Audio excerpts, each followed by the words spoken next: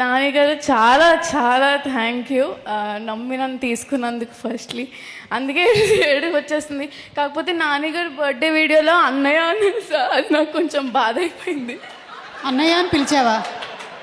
Okay sir no అన్నయ్య, అది fix అవుద్ది అసలు.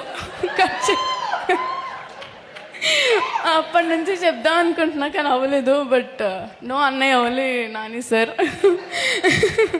Sir thank you ma'am. Deepti ma'am thank you so much. And yeah, trailer చూసిగానే నాకు ఫస్ట్ కంట్లోంచి వాటర్ వచ్చేసే. అసలు ఎంత బాగుందో నాకు తెలుసు. మీ అందరికీ నచ్చింది కదా? నాకు కూడా చాలా నచ్చింది.